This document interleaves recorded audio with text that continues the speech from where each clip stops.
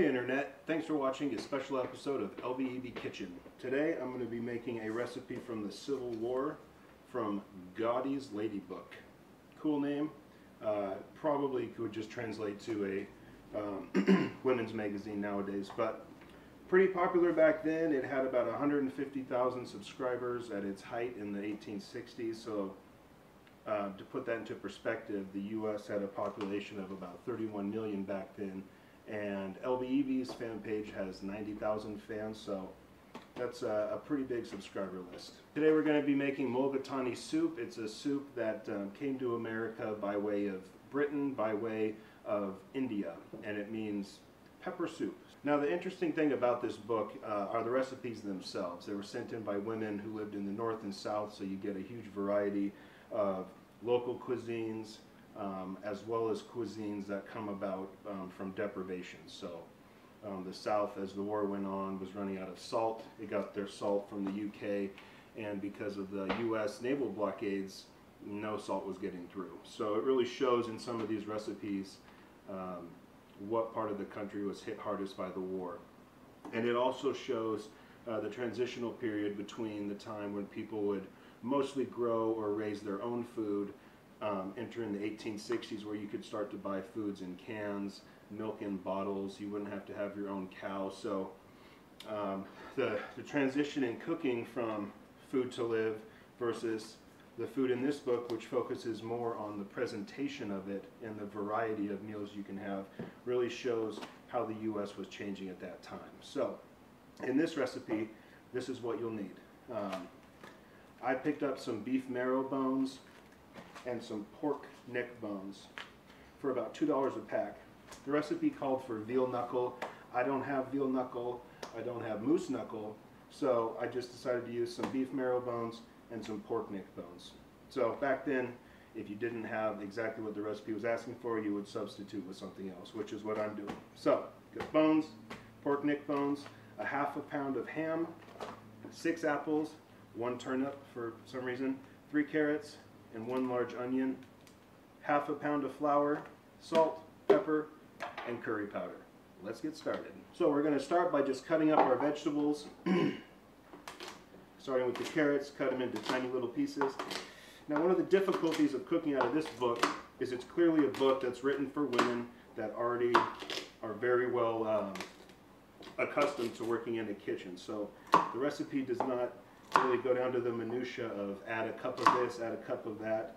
It just basically tells you to put things in a pan and cook it. So if you don't know how to cook, that book's going to be a little bit difficult for you. So it's definitely written for women that already had a pretty good grasp on how to cook basic things. If it asks for dough, it just assumes you know how to make that dough from scratch. So if you don't know how to make things from scratch, it's going to be a difficult book, but I'm going to try to put it together in a simple way. So cut up the carrot, cut up your onions, toss your onions in here as well. Something I forgot to mention was butter. You're going to need to put in about 3 tablespoons of butter because you want the meat and these vegetables to glaze in the bottom of the pan before the soup factor actually gets going. So now take your turnip, cut that into small pieces. I'm going to go fairly small with the pieces because there's only 1 turnip and there's a lot of soup. So I want it to be spread out evenly in the bites. Now add your turnip to the pot. Now you're going to take your apples, 6 apples, cut them up into whatever pieces you want, and put them in the pot. Here's a little piece of history for those of you that like coffee, which is probably everyone watching this video. As the South was basically out of any resource that it needed to fight the war or feed the soldiers, coffee was one of the first things to go. By about 1864, it was pretty much non-existent if your name wasn't Robert E. Lee. So one of the recipes for coffee in there from the South was bacon fat and ground up acorns. Alright, now take your half a pound of ham, just cut it into little cubes. In fact, bacon, kind of a delicacy now, but bacon was a bit of a mainstay for armies going all the way back to the Texas Revolution. So bacon was the protein ration for most armies because Pigs could eat just about anything and live almost anywhere. Take your ham, put it in the pot. Now we're going to take all these neck bones and marrow bones, put them in the pot as well. So you can see this big stack of meat. There are some neck bones in there, but they're not too big. So this 1.5 pound package of meat was $1.50. Pretty good deal considering that the bones are too big. Now I'm going to add 1 cup of water, and I'm going to put this on the stove on about a 5 until there's a bit of a glaze covering the bottom of the pan, per the directions. And while you're waiting for this glaze to occur, make sure that you're stirring this a lot so whatever's on the bottom isn't the only thing that's getting any heat on it. Pretty simple direction, but you don't want to start off your soup by having it burnt on the bottom. Okay, now we've got a decent glaze on the bottom of the pan, so we're going to add 3 tablespoons of curry powder, a little pepper, a little bit of salt, a 1/2 pound of flour, and 1 gallon of water. Finally, I'm going to add a little bit of sugar, and I'm going to bring this to a boil.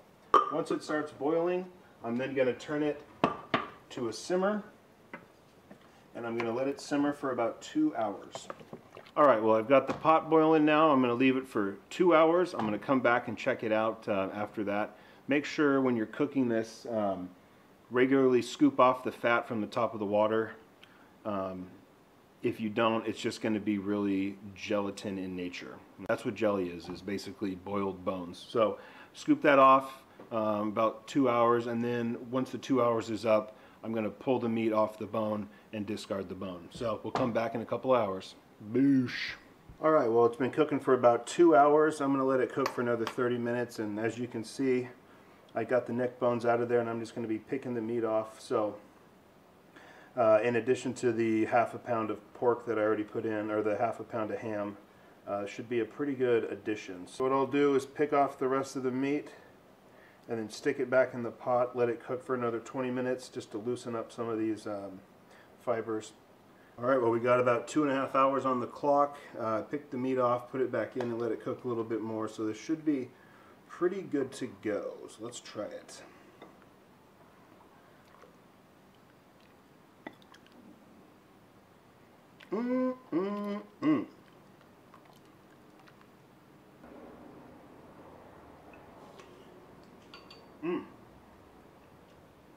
Great.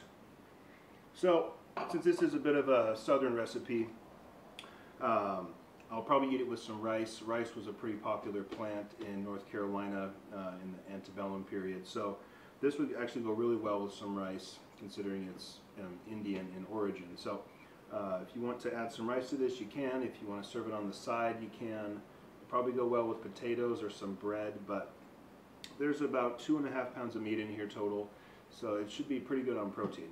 So just add some carbs and you're good to go. Alright guys, well, thanks for watching this special historical episode of LBEB Kitchen. I'm Brandon. If you have more historical recipes you want me to try out, shoot me an email. Catch you next time. Thanks.